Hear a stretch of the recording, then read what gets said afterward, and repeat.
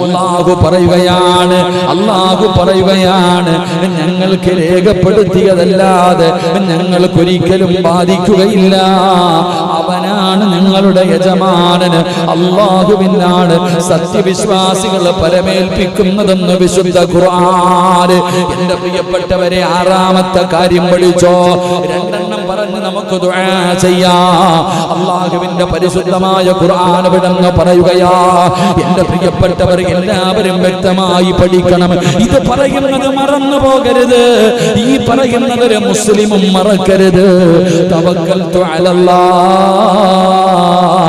എന്ന് പറയുന്നവർക്ക് പടച്ചറപ്പ് കൊടുക്കുന്ന ആറാമത്തെ പ്രതിഫലം, ഏത് പ്രതിസന്ധിയിലും പിടിച്ചു നിൽക്കാനുള്ള ശക്തി അല്ലാഹ് അവർക്ക് കൊടുക്കുമെന്ന് അല്ലാഹുവിന്റെ വിശുദ്ധ ഖുർആൻ. കുല്ലൻ യുസീബനാ ഇല്ലാ മാ കതബല്ലാഹു ലനാ ഹുവ മൗലാനാ വഅലല്ലാഹി ഫൽയതവക്കലിൽ മുഅ്മിനൂൻ. അവർക്ക് യാതൊരു പേടിയുമില്ല, അവർക്ക് യാതൊരു പ്രയാസവുമില്ല. എന്തു വന്നാലും അവര് പറയും, ഇതെന്റെ റബ്ബ് തീരുമാനിച്ചതാ. ഉമ്മയുടെ ഗർഭാശയത്തിൽ കിടന്നപ്പോഴേ അല്ല തീരുമാനിച്ചതാണിത്. എന്തിനാ ഞാൻ ഭയപ്പെടുന്നത്? എന്തിനാ ഞാൻ പേടിക്കുന്നത്? ഇതെന്റെ റബ്ബിന്റെ തീരുമാനമല്ലേ? എന്റെ പ്രിയപ്പെട്ടവരെ, പ്രതിസന്ധിയിൽ പിടിച്ചു നിൽക്കാനുള്ള ശക്തി റബ്ബ് അവന്റെ ഹൃദയത്തിന് കൊടുക്കുകയാണ്. ഇന്നത്തെ യുവതലമുറ പഠിക്കേണ്ടതാണ്. ഇന്നത്തെ യുവതലമുറകൾ പഠിക്കേണ്ടതാണ്. ജീവിതത്തിൽ പ്രയാസങ്ങളും പ്രതിസന്ധികളും കടന്നു വരുമ്പോ പിടിച്ചു നിൽക്കാൻ കഴിയുന്നില്ലല്ലോ. ആത്മഹത്യ വല്ലാതെ വർദ്ധിക്കുന്ന കാലമാ. പടച്ചവനെ, ഒന്ന് പറഞ്ഞ് രണ്ടു പറഞ്ഞ് വഴക്ക് കൂടി ഭാര്യയും ഭർത്താവും തമ്മിലടിച്ചിട്ട് അവസാനം പടച്ചവനെ ഒരു കയറ് കഷ്ടത്തിന്റെ അകത്ത് തന്റെ കഴുത്ത് മുറിച്ച് അവിടെ നിന്ന് തൂങ്ങി മരിക്കുന്ന കാലമല്ലേ?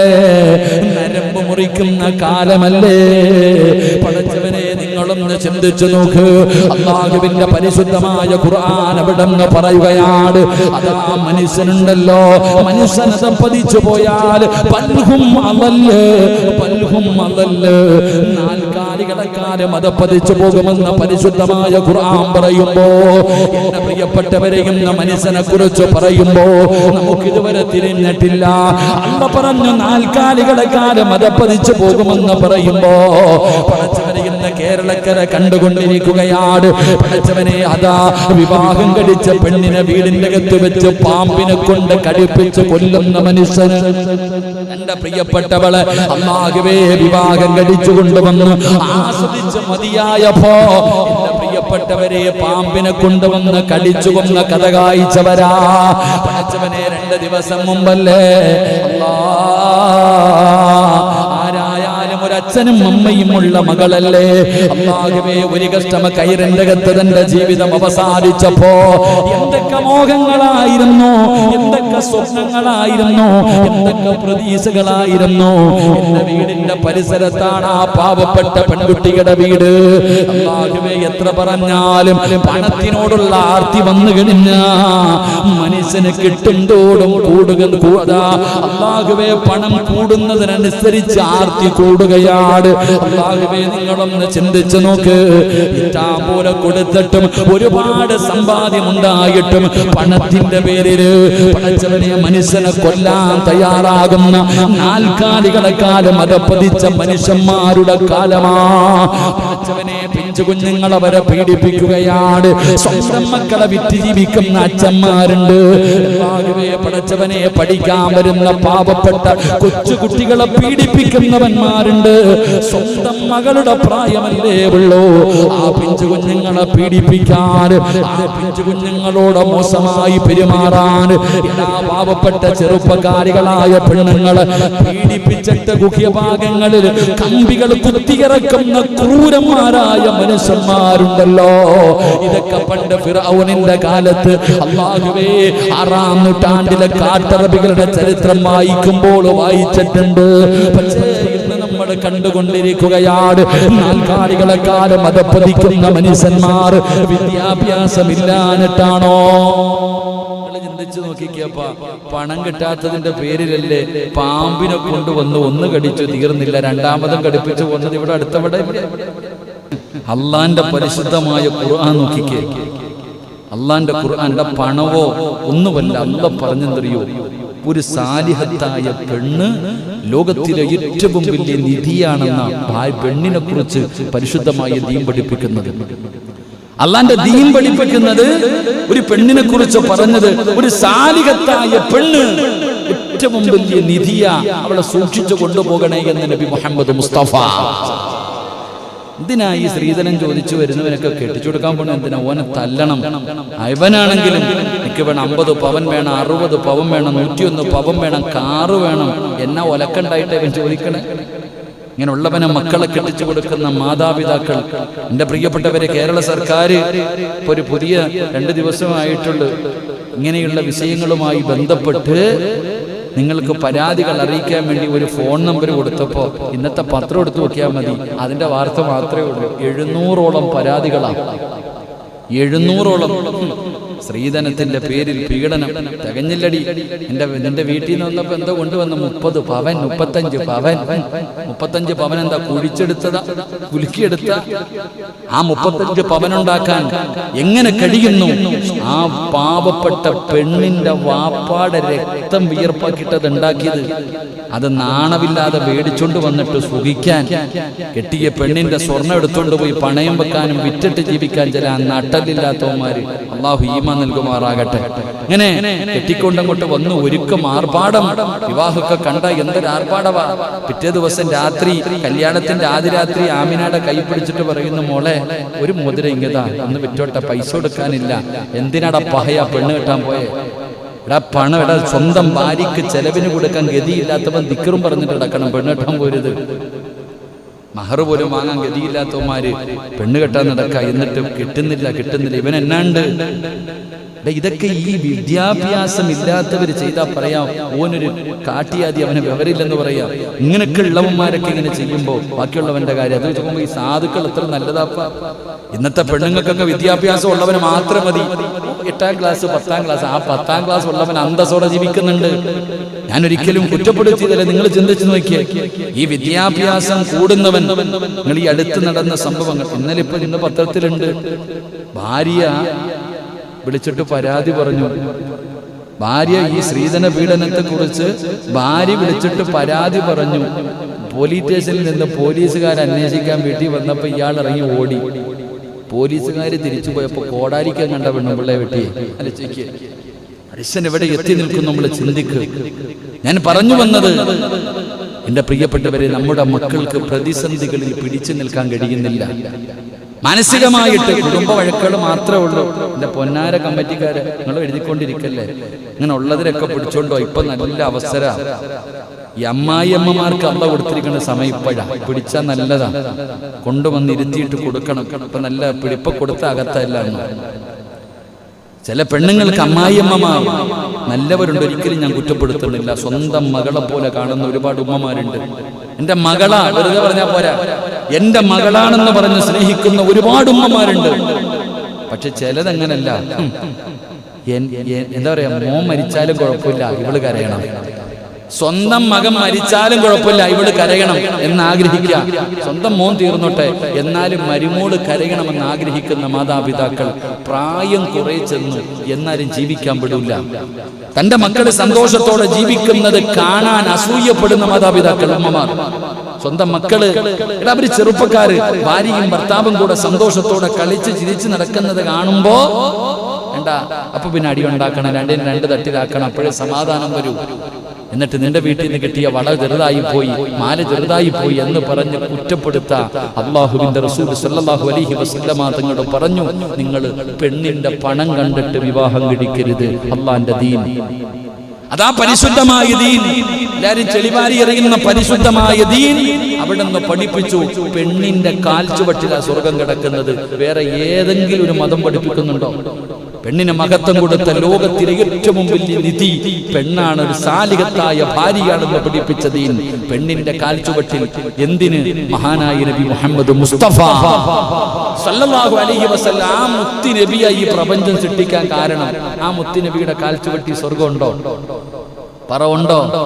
ഇല്ല. സ്വർഗം തുറക്കുന്നത് നബിയാ. പക്ഷെ ആ നബിയുടെ കാൽച്ചുവട്ടിൽ സ്വർഗമില്ല. പക്ഷെ ആരുടെ കാൽച്ചുവട്ടിൽ? നമ്മുടെ ഉമ്മാടെ കാൽച്ചുവട്ടിൽ. അള്ളാന്റെ ദീൻ. അതുകൊണ്ട് റസൂലുള്ളാഹി തങ്ങൾ പറഞ്ഞു, പണം കണ്ടിട്ട് പെണ്ണ് കെട്ടരുത്. പണം കണ്ടിട്ട് പെണ്ണ് കെട്ടരുത്. പെണ്ണിന്റെ പണം നോക്കിയിട്ട് വിവാഹം കഴിച്ചാൽ എത്ര കോടിക്കണക്കിനുള്ളവനാണെങ്കിലും അള്ളാഹു അവന് ദാരിദ്ര്യം കൊടുക്കുമെന്ന് ആദരവായ പ്രവാചകൻ നബി മുഹമ്മദ് മുസ്തഫ. അങ്ങനെ കെട്ടിയവര് പലരും ചൊറിയും കുത്തി വീട്ടിയിരിപ്പുണ്ട്. അള്ളാഹു കാക്കമാറാകട്ടെ. അല്ലേപ്പാ? ഇല്ലേ? എത്ര പേരുണ്ട്? എത്ര കോടിക്കണക്കിനുണ്ടായിരുന്നു. ഒന്നുമില്ലപ്പം വെറുതെ ഇരിക്കാം. അതുകൊണ്ട് എന്റെ പ്രിയപ്പെട്ടവരെ, സ്ത്രീധനം എന്ന് തന്നെ, സ്ത്രീ തന്നെ ഏറ്റവും വലിയൊരു ധനമാണ്. അത് മതി. അള്ളാഹു നമുക്ക് ഭാഗ്യം നൽകുമാറാകട്ടെ. ഒരുപാട് പൈസയായിട്ട് വന്നിട്ട് എൻ്റെ വീട്ടിൽ നിന്ന് കൊണ്ടുവന്നതാ, എൻ്റെ വീട്ടിൽ നിന്ന് കൊണ്ടുവന്നതാ, ഞാൻ വെറുതെ വലിഞ്ഞു കയറി വന്നതല്ല, 101 പവനും കാറുമായിട്ട് വന്നതാ എന്ന് പറഞ്ഞ് സമാധാനക്കെടുത്തതിനേക്കാളും നല്ലത് ഉള്ളത് അങ്ങോട്ടും കൊണ്ടിട്ട ആമിനെ നിന്നെ കെട്ടിയത്. സന്തോഷത്തോടെ ജീവിക്ക്. അള്ളാഹു ഭാഗ്യം തരുമാറാകട്ടെ. അള്ളാഹു ഭാഗ്യം തരുമാറാകട്ടെ. അപ്പൊ ഞാൻ പറഞ്ഞു വന്നത്, ഇന്നത്തെ പെൺകുട്ടികൾ ഇന്നലെ ഒരു വാപ്പ എന്നെ വിളിച്ചിട്ട് പറയുന്നു, ഉസ്താദേ, ഉറപ്പിച്ചു വെച്ച കല്യാണത്തിൽ നിന്ന് എൻ്റെ മകൾ ഇപ്പൊ പുറകിലോട്ട് പോകാം. എന്തേ കാരണം? ഇങ്ങനല്ലേ ആണുങ്ങൾ മൊത്തം ഈ സ്വർണമൊക്കെ ആയിട്ട് നമ്മളങ്ങോട്ട് പോയി, നമ്മളെ മടുത്ത് കഴിയുമ്പോൾ ഇതല്ലേ നമ്മളോട് കാണിക്കുന്നത്? ഉറപ്പിച്ചു വെച്ച വിവാഹത്തിൽ നിന്ന് എൻ്റെ മകള് പുറകിലോട്ട് പോകുന്നു. ഉസ്താദ്, എന്താ വഴിയെന്ന് നാം ചിന്തിക്കണം. എന്തുകൊണ്ട്? അള്ളാഹുവിനെ കുറിച്ച് അവർക്ക് അറിയാത്തത് കൊണ്ട്, അല്ലാഹ് ആരാണെന്നറിയാത്തത് കൊണ്ട്. പടച്ച റബ്ബിനെ മനസ്സിലാക്കി കഴിഞ്ഞാൽ എല്ലാ കാര്യങ്ങളും അള്ളാഹുവിനെ പരമേൽപ്പിക്കാൻ തയ്യാറായ ശക്തി അല്ലാഹ് തരും. ഏതു പ്രതിസന്ധിയിലും പിടിച്ചു നിൽക്കാൻ ഒരിക്കലും പതറിപ്പോകൂല, ഒരിക്കലും പതറിപ്പോകൂല. എത്ര കൊല്ലമാകട്ടെ, എന്തിനാ മനുഷ്യ? ഇടയ്ക്കിടയ്ക്ക് അയ്യൂബ് നബിയുടെ ചരിത്രം എടുത്ത് വായിച്ചു നോക്ക്. അയ്യൂബ് നബി അലൈഹിസ്സലാം 18 വർഷക്കാലം രോഗം പിടിച്ചിട്ട് ശരീരത്തിൽ നിന്ന് ചലങ്ങൾ ഒഴുകുകയാണ്, ദുർഗന്ധമടിക്കുകയാണ്, നടക്കാൻ കഴിയുന്നില്ല. റഹ്മത്തു ബീബി റളിയല്ലാഹു തആല അൻഹ പ്രിയപ്പെട്ട ഭർത്താവിനെ കുഞ്ഞിനെ ചുമക്കുന്നത് പോലെ ചുമന്നുകൊണ്ട് നടക്കുകയാ. ആലോചിച്ച് നോക്ക്, ഒരു ഭാര്യ തന്റെ പ്രിയപ്പെട്ട ഭർത്താവിനെ കുഞ്ഞുങ്ങളെ ചുമക്കുന്നത് പോലെ അല്ലാഹുവേ ഇങ്ങനെ ചുമന്നുകൊണ്ട് നടക്കുകയാണ്. ആ ഭാര്യയാണ് ഭർത്താവിനോട് പറഞ്ഞത്, നബിയേ, നിങ്ങൾ അല്ലാഹുവിന്റെ പ്രവാചകനാ, അല്ലാഹുവിന്റെ അടുക്കൽ ഒരു കാര്യം ചോദിച്ചാൽ കൈ താഴ്ത്തുന്നതിന് മുമ്പ് പടച്ച റബ്ബ് തരുമല്ലോ. ഒന്ന് ചോദിച്ചുകൂടെ? ഒന്ന് ദുആ ചെയ്തുകൂടെ? അയ്യൂബ് നബി പറഞ്ഞു, റഹ്മത്തേ, മടുത്തെങ്കിൽ നീ നിന്റെ വഴി നോക്കിക്കോ. നീ എന്നെ നോക്കി നോക്കി മടുത്തെങ്കിൽ റഹ്മത്തേ നിനക്ക് പോകാം. അല്ലാഹുവോട് ഞാൻ പറയൂല, അല്ലാഹുവോട് ഞാൻ പരാതി പറയൂല, അല്ലാഹുവോട് ഞാൻ ദുആ ചെയ്യില്ല. അതൊരു വല്ലാത്ത ഈമാനാ. 18 കൊല്ലം അങ്ങനെ നടന്നു. എന്നിട്ട് അവസാനം തന്റെ നാവ് കൊണ്ട് ദിക്ർ പറയാൻ കഴിയാതെ വന്നപ്പോ അപ്പോഴും അല്ലാഹുവോട് പറയുന്നു, നാഥാ, വഇന്നി മസ്സനിയല്ലറു അൻത അർഹമുർ റാഹിമീൻ. എന്റെ നാവിലെ രോഗമൊന്നും മാറ്റിത്താ അല്ലാഹ്, ദിക്ർ പറയാൻ കഴിയുന്നില്ല അല്ലാഹ്. അപ്പോഴും പറഞ്ഞില്ല രോഗം മാറ്റാൻ. 18 കൊല്ലം ഇതുപോലെ നടന്ന നബിയാ, സാധാരണ മനുഷ്യനല്ല. അയ്യൂബ് നബി 81 കൊല്ലം പട്ടിണി എന്താണെന്ന് അറിഞ്ഞിട്ടില്ല. ജീവിതത്തിലെ 81 വർഷം അയ്യൂബ് നബിക്ക് പട്ടിണി എന്താ, ദാരിദ്ര്യം എന്താ, രോഗവും പ്രയാസവും എന്താ, വേദന എന്താണെന്നറിയാതെ 81 കൊല്ലം ജീവിച്ച നബിയാണ് അയ്യൂബ് നബി. ആ അയ്യൂബ് നബി പിന്നെ 18 വർഷക്കാലം ഇങ്ങനെ നടന്നിട്ട് ഒരിക്കൽ പോലും പടച്ച റബ്ബിനോട് പറയാൻ അവിടെ ദുആ ചെയ്യാൻ തയ്യാറായില്ല. അതുകൊണ്ട് എന്റെ പ്രിയപ്പെട്ടവരോട് ഓർമ്മപ്പെടുത്തുകയാ, ക്യാൻസർ വന്നാ എന്തിനാ പേടിക്കുന്നത്? അല്ലാഹുവിന്റെ റസൂൽ പറഞ്ഞല്ലോ, അല്ലാഹ് ഇഷ്ടപ്പെട്ടവർക്ക് അല്ലാഹു വലിയ വലിയ രോഗങ്ങൾ കൊടുത്തു പരീക്ഷിക്കുകയാ. എന്തിനാ സ്വർഗം കൊടുക്കാൻ? എന്തിനാ സ്വർഗം കൊടുക്കാൻ? എന്റെ പ്രിയപ്പെട്ടവരെ, അല്ലാഹു അങ്ങനെയുള്ള പരീക്ഷണങ്ങൾ കൊടുക്കുകയാണ്.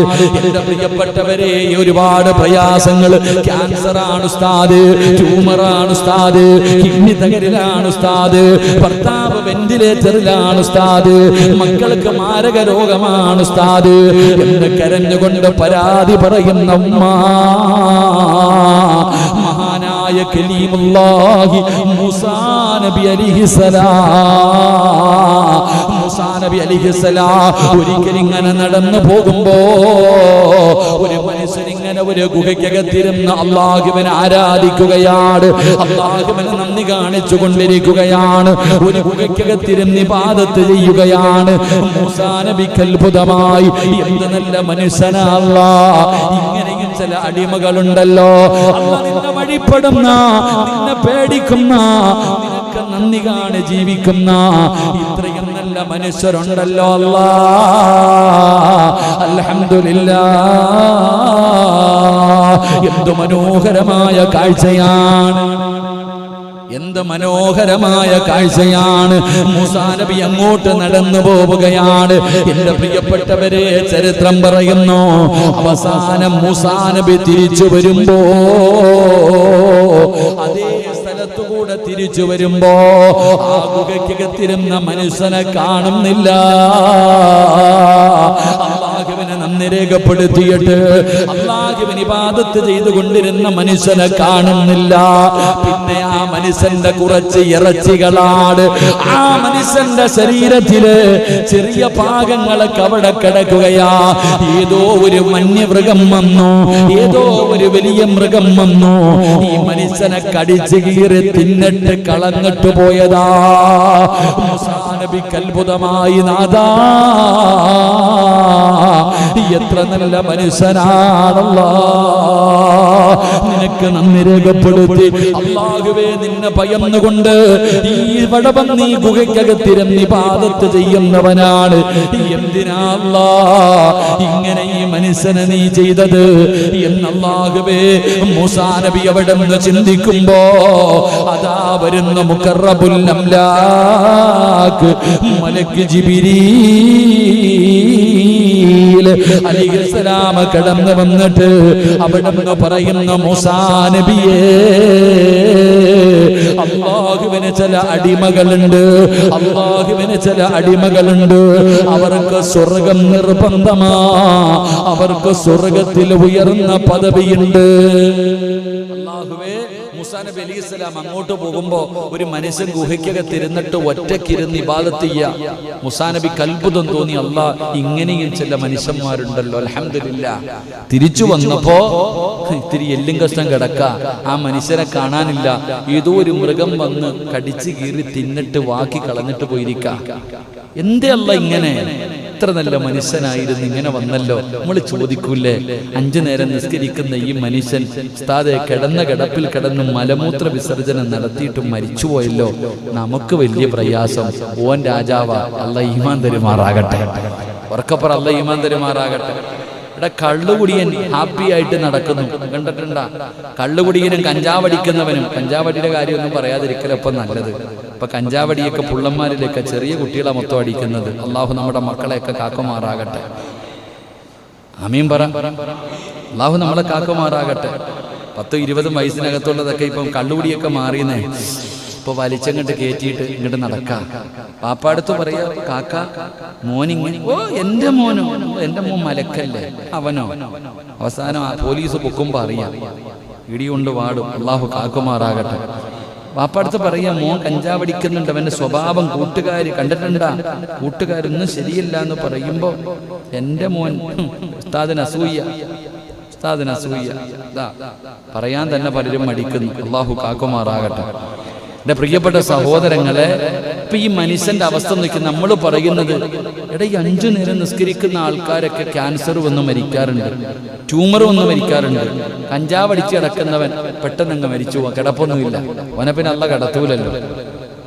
കിടത്തൂലല്ലോ, പെട്ടെന്നങ്ങ് പോകത്തേ ഉള്ളൂ. എന്തേ കാരണം? നമ്മൾ പറയും, ഉസ്താദെ ഉമ്മായും വാപ്പായും കിടന്നിട്ട് വേദന സഹിക്കാൻ പറ്റാതെ കിടക്കും, സഹിക്കണില്ല ഉസ്താദെ. ആരാ നീ? നിനക്കട സഹിക്കാൻ പറ്റുന്നത്? അവര് രാജാവാ. മൂസാ നബി അലൈഹിസ്സലാമിനോട് പറയുന്നു, ഈ മനുഷ്യൻ സ്വർഗത്തിന്റെ അവകാശിയാണ്, ഇദ്ദേഹത്തിന് സ്വർഗത്തിൽ ഉയർന്ന പദവിയുണ്ട്. പക്ഷെ ഈ മനുഷ്യൻ ചെയ്യണ ഇബാദത്ത് കാരണം ഒരിക്കലും അവിടെ പോകാൻ പറ്റൂല. ഈ മനുഷ്യൻ ചെയ്തുകൊണ്ടിരിക്കുന്ന സൽക്കർമ്മം കാരണം സ്വർഗത്തിലെ ഈ ഉയർന്ന പദവിയിൽ മരിക്കുന്നവരെ ചെയ്താലും പോകാൻ പറ്റൂല. പിന്നെ എങ്ങനെ പോകും? അള്ളാഹു ഇതുപോലെയുള്ള ആ മൃഗം വന്നു കടിച്ച് കീറി തിന്നു, ആ വേദനകൾ മുഴുവനും അനുഭവിച്ചു. അതിനു പകരം അള്ളാഹു സ്വർഗത്തിൽ ആ പദവി കൊടുക്കുമെന്ന് നബി മുഹമ്മദ് മുസ്തഫ. ഒരു പനി വന്ന കാലിലൊരു മുള്ളുകൊണ്ട പാപം പൊറുക്കുന്ന, ഒരു പനി വന്ന് നേരം വെളുത്തു, രാത്രി ഒരു പനി വന്നു, രാവിലെയായി, ഒരൊറ്റ പനി കൊണ്ട് അവന്റെ പാപങ്ങൾ അള്ളാഹു പുറത്തു കൊടുക്കുമെന്ന് നബിയിന റസൂലുള്ളാഹി. ഒറ്റ പനി മതി സ്വർഗത്തിൽ പോകാൻ, ഒരൊറ്റ പനി മതി. എടാ ഹദീസ് നിങ്ങൾ എടുത്ത് നോക്ക്, ഒരു പനി വന്നാൽ തന്നെ സ്വർഗത്തിൽ പോകുന്ന, ഒരൊറ്റ രാത്രി പനിച്ച ജീവിതത്തിൽ ചെയ്ത പാപം മുഴുവനും പൊറുക്കുന്ന. പക്ഷെ നമ്മുടെ പാപം പൊറുക്കൂല. ആരാപ്പ പനി വന്നപ്പോ? അൽഹംദുലില്ലാ, നരകത്തിന്റെ തീയുടെ ചൂട് അതിന്റെ ഒരു അടയാളമാണല്ലോ. അൽഹംദുലില്ലാ പറയണ എത്ര പേരുണ്ട്? എന്നാൽ ഒരു പനി മതി പാപം പൊറുക്കാൻ. അതുകൊണ്ടാ പറഞ്ഞത്, അള്ളാഹു നമുക്ക് ഈമാൻ നൽകുമാറാകട്ടെ. മഹാനായ നബി സല്ലല്ലാഹു അലൈഹി വസല്ലമ തങ്ങൾ പറയുകയാ, തവക്കൽതു അലല്ലാഹ്. വരണ്ടവന് വരൂലേ? പേടിയുണ്ടോ? വരണ്ടവന് വരുവോ? എന്തും വരുവോ? ആർക്കെങ്കിലും തടയാൻ പറ്റുമോ? പറ്റുമോ? പറ്റൂല. എന്തൊക്കെ ഇട്ടാലും പറ്റൂല. അല്ലാഹു ഈമാൻ തരുമാറാകട്ടെ. ഉമ്മാടെ വയറ്റിൽ കിടന്ന പൻസാരിയാണ് എൻ്റെ പേര് എഴുതിയിട്ടുണ്ടായിരുന്നെങ്കിൽ അതെന്നെ. ഉമ്മാടെ വയറ്റിൽ കിടന്ന് 4 മാസം ആയപ്പോൾ അള്ളാഹ് എഴുതി വെച്ചിട്ടുണ്ട്. ആ എഴുതി വെച്ചവർക്കൊക്കെ വന്നു പോയി. അള്ളാഹു കാക്കുമാറാകട്ടെ, അള്ളാഹു ശിവ നൽകുമാറാകട്ടെ. ഇനി ആരുടെയൊക്കെ പേരുണ്ടെന്ന് അറിയത്തില്ല. അള്ളാഹു അയലം. അള്ളാഹു നമുക്കൊക്കെ അള്ളാഹുവിന്റെ കാവല് നൽകി ഗ്രഹിക്കുമാറാകട്ടെ. തവക്കൽതു അലല്ലാഹ്, അതാണ് ഏറ്റവും വലിയ ആയുധം. ഇതൊക്കെ ഇട്ടാലും, മാസ്ക് ധരിച്ചാലും, അകലം പാലിച്ചാലും, സാനിറ്റൈസ് ഉപയോഗിച്ചാലും, കയ്യിൽ ഉറയിട്ടാലും എന്ത് പറയണം? ഇതൊക്കെ ചെയ്തിട്ട് അവസാനം എന്താ പറയണ്ടേ? വേണ്ട, ഇതൊന്നും ചെയ്യണ്ട, അള്ളാഹ് തീരുമാനിച്ചല്ലേ വരത്തുള്ളൂ എന്ന് പറഞ്ഞുകൊണ്ട് നടന്നാലോ മൂലയിൽ കിടക്കും. ചെയ്യേണ്ടതൊക്കെ ചെയ്യണം, എന്നിട്ട് അൽഹംദുലില്ലാ നടക്കണം. പക്ഷെ അത് മാത്രമായി പോകരുത്. ഇതാണ് തടയുന്ന വസ്തു എന്നായി പോയാൽ പോയി. അള്ളാഹു നമുക്ക് ഈമാൻ നൽകുമാറാകട്ടെ. അല്ലാഹ് ഈമാൻ നൽകുമാറാകട്ടെ. മഹാനായ പ്രവാചകൻ നബി മുഹമ്മദ് മുസ്തഫ സല്ലല്ലാഹു അലൈഹി വസല്ലമ തങ്ങൾ പറയുന്നു, 5-ാമത്തെ 6-ാമത്തെ പ്രതിഫലം എന്തെന്നറിയുമോ? അള്ളാഹുവിന്റെ ഹൃദയത്തിലെ ധൈര്യം കൊടുക്കുകയാണ്. അവൻ ഒരിക്കലും തൂങ്ങാൻ തോന്നുകയില്ല. അവൻ ആത്മഹത്യയെ കുറിച്ച് ചിന്തിക്കുക പോലുമില്ല. അവൻ ചിന്തിക്കുന്നത് എന്തെന്നറിയോ? ഒരു കയറ്റം കഴിഞ്ഞാൽ ഒരിറക്കമുണ്ടല്ലോ, ഒരു ദുഃഖം കഴിഞ്ഞാൽ ഒരു സന്തോഷമുണ്ടല്ലോ. എന്റെ റബ്ബന്റെ കൂടെയില്ലേ, എന്തിനാ ഞാൻ ഭയപ്പെടുന്നത്? അതാണ് മഹാനായ നബി മുഹമ്മദ് മുസ്തഫ സല്ലല്ലാഹു അലൈഹി വസല്ലമ തങ്ങൾ പേടിച്ച് വിറച്ചുകൊണ്ട് പരാതി പറയുന്ന അബൂബക്കറിനോട് പറഞ്ഞ, അബൂബക്കറെ, അല്ലാഹ് നമ്മുടെ കൂടെയില്ലേ? ഇവൻ അവന്റെ കാലിൽ നോക്കണമെങ്കിൽ തീരുമാനിക്കുന്നത് അല്ലാഹയല്ലേ? അവൻ വിചാരിച്ചാ നോക്കൂലല്ലോ. നബിയെ, അവൻ മോളി നിൽക്കുന്ന നബിയെ, ഒന്ന് കുനിഞ്ഞൊക്കെ നമ്മളെ പിടിക്കുന്ന നബിയെ, നമ്മളെ കൊല്ലും നബിയെ. ഇല്ല അബൂബക്കറെ. എന്തേ നബിയെ? ഓൻ കാലി നോക്കണമെങ്കിൽ അല്ലാഹ് തീരുമാനിക്കണമെന്ന് നബി മുഹമ്മദ് മുസ്തഫ. സത്യല്ലേ? അല്ലാഹ് തീരുമാനിച്ചാലല്ലേ ചലനങ്ങൾ പോലും നിയന്ത്രിക്കുന്നവൻ അല്ലാഹയാ. അല്ലാഹ് തീരുമാനിക്കണം ഇവിടെ ഇരിക്കണ എത്ര എണ്ണം വീട്ടിൽ പോകണമെന്ന്. അള്ളാഹു ദീർഘായുസ്സ് നൽകുമാറാകട്ടെ. അല്ലാഹ് ദീർഘായുസ്സ് നൽകുമാറാകട്ടെ. എന്റെ പ്രിയപ്പെട്ടവരെ, പരിശുദ്ധമായ ഖുർആൻ അവിടെന്ന് പറയുകയാണ്, തവക്കൽതു അലല്ലാഹ്, മക്കളെ പഠിപ്പിച്ചോ, നിന്റെ പൊന്നാര മക്കൾക്ക് അല്ലാഹ് ആരെന്ന് പഠിപ്പിച്ചു കൊടുത്തോ. ഏത് പ്രതിസന്ധിയിലും പിടിച്ചു നിൽക്കാനുള്ള ശക്തി അല്ലാഹു അവർക്ക് കൊടുക്കുമെന്ന് നബി മുഹമ്മദ് മുസ്തഫ. അല്ലാഹുവിന്റെ പരിശുദ്ധമായ ഖുർആൻ അവിടെന്ന് പറയുകയാണ്. എന്റെ പ്രിയപ്പെട്ടവരെ, വിശദീകരിക്കുന്നില്ല. ഏഴാമത്തെ കാര്യം എന്തെന്നറിയോ? ഏഴാമത്തെ കാര്യം എന്തെന്നറിയുമോ?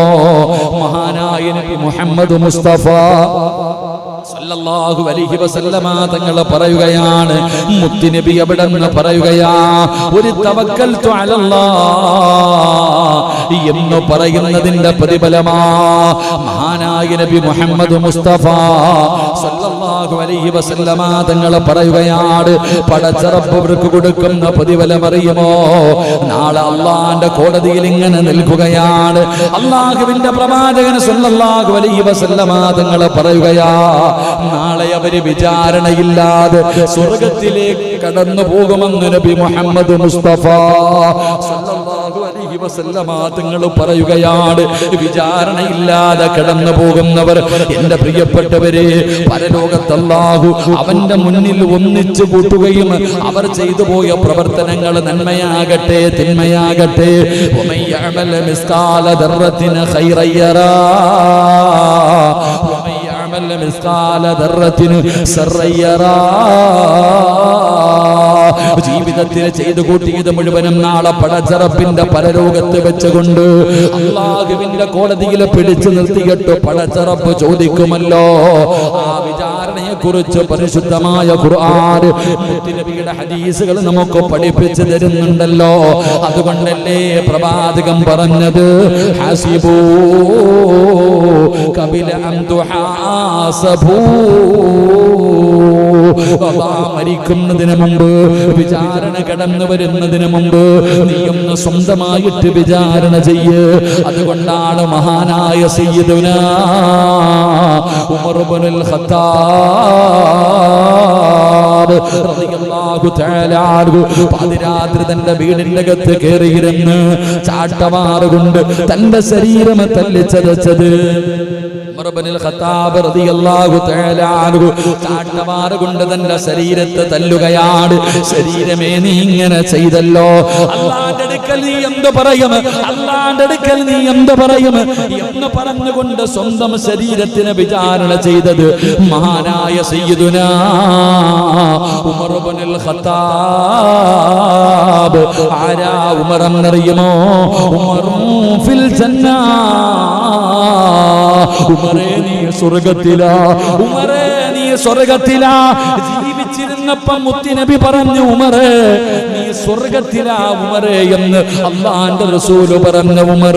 ഉമറേ, നിനക്ക് സ്വർഗത്തിൽ ഒരു വീട് ഞാൻ കണ്ടു ഉമറേ എന്ന് മുത്തുനബി പറഞ്ഞ ഉമർ. ആ ഉമർ തങ്ങളാണ് സ്വന്തം വിചാരണ ചെയ്തത്. എന്റെ പ്രിയപ്പെട്ടവരെ, അല്ലാഹുവിന്റെ പരിശുദ്ധമായ ഖുർആൻ പറയുകയാ, ഞാനും നിങ്ങളും വിചാരണയെ കുറിച്ച് ചിന്തിക്കാറുണ്ടോ? നാളെ ഒരു ദിനം വരുമല്ലോ, അല്ലാഹുവേ നമ്മുടെ മുന്നിൽ പടച്ച റബ്ബ് വിചാരണ ചെയ്യുമല്ലോ. ഇന്ന ഇലൈനാ ഇയാബഹും സുമ്മ ഇന്ന അലൈനാ ഹിസാബഹും. അല്ലാഹുവിന്റെ വിശുദ്ധമായ ഖുർആൻ പറയുകയാ, തീർച്ചയായും നമ്മുടെ അടുത്തേക്ക് അവരുടെ മടക്കം എന്നിലേക്കാണ്. ഇന്ന ഇലൈനാ ഇയാബഹും, അല്ലാഹു പറയുന്നു നീ എന്നിലേക്ക് തന്നെ മടങ്ങി വരേണ്ടവനാടാ. സുമ്മ ഇന്ന അലൈനാ ഹിസാബഹും, നിനക്ക് വിചാരണയുണ്ടെന്ന പരിശുദ്ധമായ ഖുർആൻ പറയുമ്പോ, എന്റെ പ്രിയപ്പെട്ടവരെ, വിചാരണയെ കുറിച്ച് ചിന്തിക്കാത്തത് മഹാനായ പ്രവാചകൻ സല്ലല്ലാഹു അലൈഹി വസല്ലമ തങ്ങൾ അവിടെ നിന്ന് പറയുകയാ, തവക്കൽതു അലല്ലാഹ്. അല്ലാഹുവിൽ പരമേൽപ്പിച്ചവർ, തവക്കൽതു അലല്ലാഹ് പറഞ്ഞവർ, അവർക്ക് കിട്ടുന്ന പ്രതിഫലമാണ് പറയുന്നത്. അല്ലാഹുവിന്റെ റസൂൽ പറയുകയാ, അല്ലാഹുവിന്റെ റസൂൽ പറയുകയാണ്, ഖാല നബി സല്ലല്ലാഹു അലൈഹി വസല്ലം, യദ്ഖുലുൽ ജന്നത മിൻ ഉമ്മത്തി 70,000 ബിഗൈരി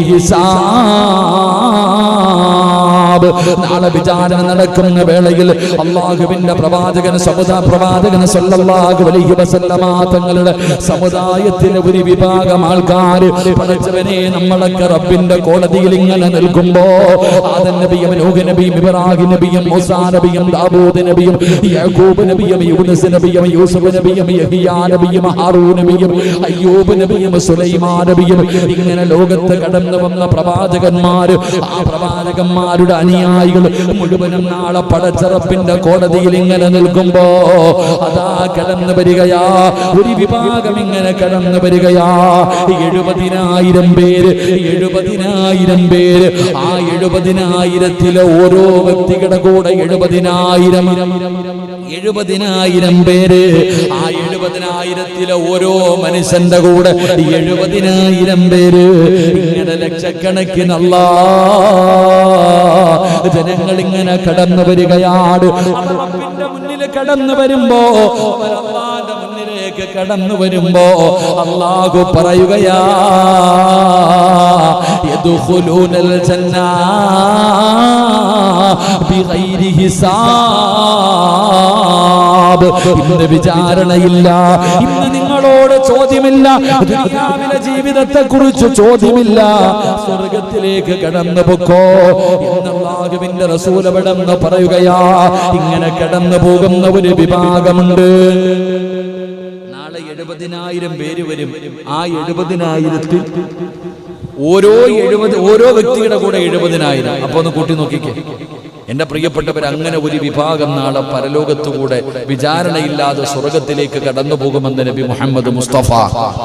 ഉറക്കെ നബി മുഹമ്മദ് മുസ്തഫ സല്ലല്ലാഹു അലൈഹി വസല്ലം. അല്ലാഹു ആ കൂട്ടത്തിൽ നമ്മളെ പെടുത്തുമാറാകട്ടെ. അല്ലാഹു ആ കൂട്ടത്തിൽ പെടുത്തുമാറാകട്ടെ. എന്റെ പ്രിയപ്പെട്ട സഹോദരങ്ങൾ, വലിയൊരു ഹദീസ് കാണാം.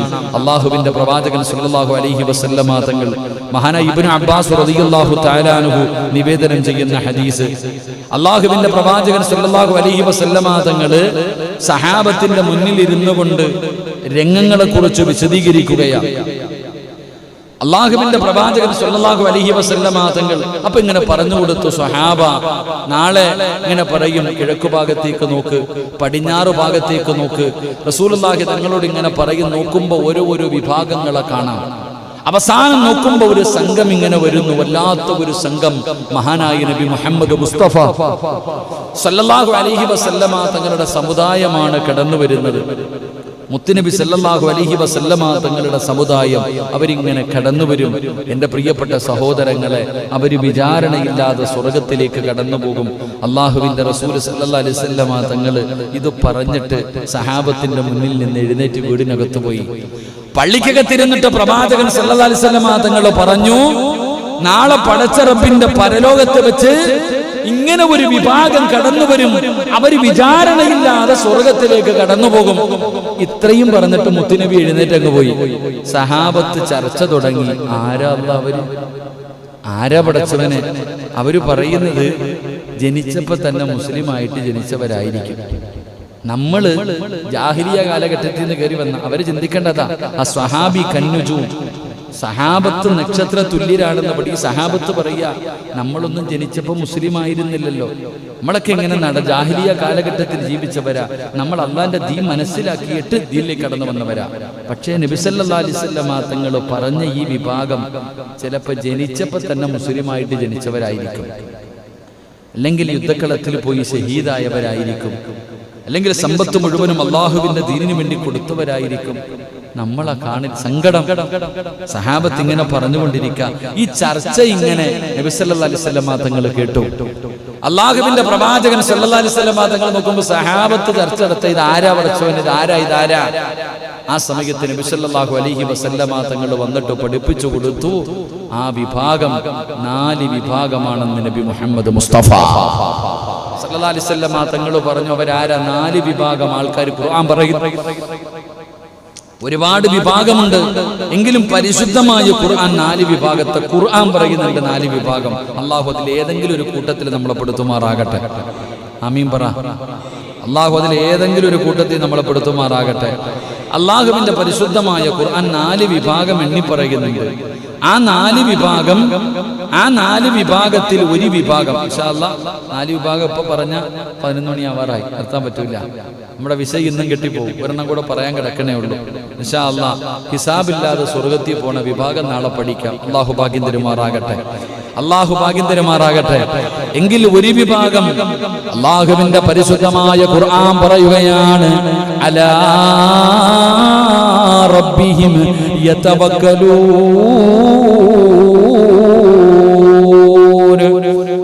അള്ളാന്റെ ഖുർആൻ പറയുകയാണ്, നാളെ ഹിസാബില്ലാതെ സ്വർഗത്തിൽ കടന്നു പോകുന്ന 4 വിഭാഗം. അതിലെ ഒരു വിഭാഗം ആരെന്നറിയുമോ? തന്റെ സർവകാര്യങ്ങളും അല്ലാഹുവിനെ ഏൽപ്പിച്ചവരാ. ദുനിയാവിന്റെ കാര്യമാകട്ടെ പരലോകത്തിന്റെ കാര്യമാകട്ടെ എല്ലാ നന്മകളും തിന്മകളും അല്ലാഹുവിനെ ഏൽപ്പിക്കുന്നവരുണ്ടല്ലോ, തവക്കൽ ഏൽപ്പിക്കുന്നവരുണ്ടല്ലോ. മറ്റാരെയും അവലംബിക്കാതെ ഒരുത്തന്റെ മുന്നിലും പോയി യാചിക്കാതെ തന്റെ കാര്യങ്ങൾ അല്ലാഹുവിനെ ഏൽപ്പിക്കുന്നവരുണ്ടല്ലോ. അവരാണ് നാളെ ഹിസാബില്ലാതെ സ്വർഗത്തിലേക്ക് കടന്നു പോകുന്നത്. നബി മുഹമ്മദ് മുസ്തഫ വമൻ യതവക്കൽ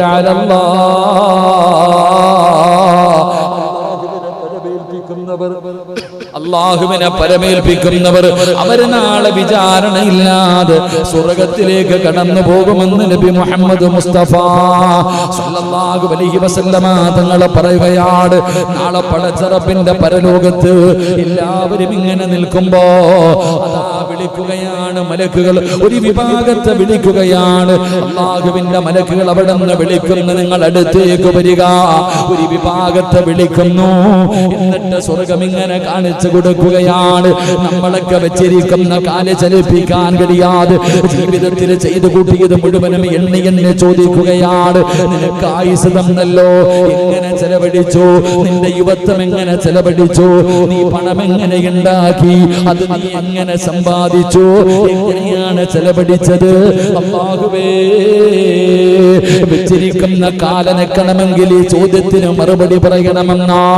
അങ്ങനെ പടച്ചറപ്പിന്റെ പരലോകത്ത് വെച്ച് അല്ലാഹു എന്നെയും നിങ്ങളെയും വിചാരണ ചെയ്തുകൊണ്ടിരിക്കുമ്പോ ഈ ചോദ്യമൊന്നുമില്ലാതെ ഈ വിചാരണയൊന്നുമില്ലാതെ സ്വർഗത്തിലേക്ക് കടന്നു പോകുന്ന ലക്ഷക്കണക്കിന് ആൾക്കാരുണ്ട്.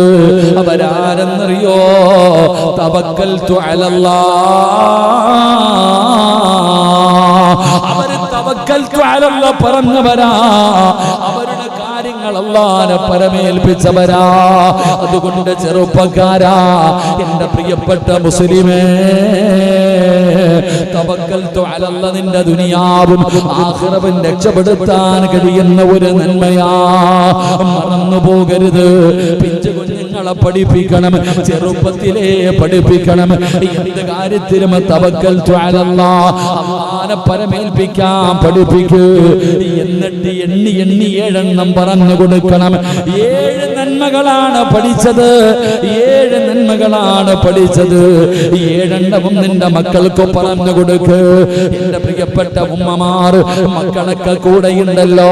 പഠിച്ചവനെ, വെറുതെ ഓൺലൈൻ ക്ലാസ് കഴിഞ്ഞാൽ മക്കള് മൊബൈലിൽ കുത്തിയിരിക്കുകയാണ്.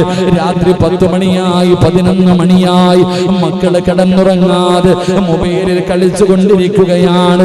എന്റെ പ്രിയപ്പെട്ട മാതാപിതാക്കളെ, മക്കളെ ശ്രദ്ധിക്കാൻ സമയമില്ലാത്ത മാതാപിതാക്കൾ, പഠിച്ചവനെ അതായെന്ന കൂട്ടുകാര്, ചെറുപ്പക്കാരായ മക്കളുണ്ടല്ലോ, ഒരുമിച്ചിരുന്നു കൊണ്ട് ഗെയിം കളിക്കുന്ന കാലമാ. പഠിച്ചവനെ അടുത്ത വീട്ടില് ദൂരെ കിടക്കുന്നവനും വീടിന്റെ അകത്തിരുന്ന് പഠിച്ചവനെ ഗ്രൂപ്പായിരുന്നു കൊണ്ട് ഗെയിം കളിക്കുകയാണ്. വൃത്തികേടുകൾ കാണുകയാണ്, വൃത്തികേടുകൾ പറയുകയാണ്.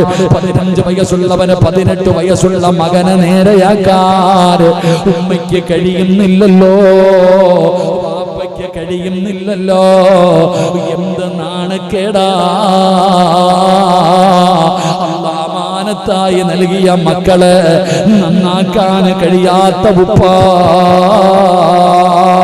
മക്കളെ നമസ്കരിച്ചില്ലെങ്കിൽ എഴുന്നേറ്റ് നിസ്കരിക്കടാ എന്ന മക്കളെ വിളിച്ചുണർത്താത്ത മാതാപിതാക്കള്, നിങ്ങളെ കാലം നശിച്ചവരുണ്ടോ? നിങ്ങളെ ആരും നഷ്ടപാടിയുണ്ടോ? വാപ്പാ 7 വയസ്സുള്ളവനെ നിസ്കരിക്കാൻ കൽപ്പിക്കണം, 10 വയസ്സായിട്ട് നിസ്കരിക്കാത്തവനെ തല്ലി നമസ്കരിപ്പിക്കണം. ഉസ്താദേ 10 അല്ല 15 അല്ല 18 അല്ല, സ്വന്തം രാവിലെ 4 മണിക്ക് എഴുന്നേറ്റ് തഹജ്ജുദ് നിസ്കരിച്ചിട്ട് ദിക്റും പറഞ്ഞ് ഖുർആൻ ഓതി ദുആ ചെയ്തിട്ട് സുബഹി വരെ കാത്തിരുന്നു. സുബഹിക്ക് ബാങ്ക് വിളിച്ചു, പടച്ചവനെ സുന്നത്ത് നമസ്കരിച്ചു, ഫർദ് നമസ്കരിച്ചു, എന്നിട്ടും നിസ്കാരപ്പായിലിരുന്ന് ദിക്റും ദുആയും ചെയ്യുന്ന ഉപ്പാ സ്വർഗ്ഗത്തിൽ പോകുമെന്ന് കരുതിയോ? സ്വർഗ്ഗത്തിൽ പോകുമെന്ന് കരുതിയോ? വാപ്പ ടിവി കാണൂല, സീരിയല് കാണൂല, സിനിമ കാണൂല, വൃത്തികേട് കാണൂല, വൃത്തികേട് പറയൂല. പക്ഷേ പൊന്നാര മക്കള് കാണുമല്ലോ, മക്കള് കാണാറുണ്ട്. വാപ്പ മിണ്ടൂല. വാപ്പ വിചാരിച്ച് ഞാൻ സ്വർഗത്തിൽ പോകുമെന്ന്. അല്ലാഹ് പറഞ്ഞതെന്തെന്നറിയോ? ഖൂ അൻഫുസകും വഅഹ്ലീകും നാറാ വഖൂദുഹാ അന്നാസു വൽ ഹിജാറാ. കള്ള് കുടിക്കുന്ന മക്കളെ കുറിച്ച് പറയുന്നവർ കഞ്ചാവ് ലഹരിയാണ്, കള്ളി ലഹരിയാണ്, പടച്ചവനെ ബീഡി വലി ലഹരിയാണ്, മോശമായ സാധനങ്ങളെ തിന്നുന്നത് ലഹരിയാണ്. എന്നാൽ എന്റെ ഉപ്പാ മൊബൈല് ലഹരിയാണെന്ന് നിനക്ക് ഇതുവരെ തിരിയാത്തത്? പടച്ചവനെ ഓൺലൈൻ ക്ലാസിന്റെ പേരില് ഉമ്മയുടെ ഫോൺ മക്കൾക്ക് കൊടുക്കൂല, വാപ്പയുടെ ഫോൺ മക്കൾക്ക് കൊടുക്കൂല. കാരണം പേടിയാ, പല രഹസ്യങ്ങളും മക്കള് കാണുമല്ലോ. അതുകൊണ്ട് കടയിൽ ചെന്ന് പുതിയ ഫോൺ വാങ്ങിയിട്ട് 5ാം ക്ലാസ്സുകാരന്റെ കയ്യില്, 6ാം ക്ലാസ്സുകാരന്റെ കയ്യില്, 10ാം ക്ലാസ്സിൽ പഠിക്കുന്ന പൊന്നുമോള് രാവും പകലും മൊബൈലാ. ആർക്കും സമയമില്ല.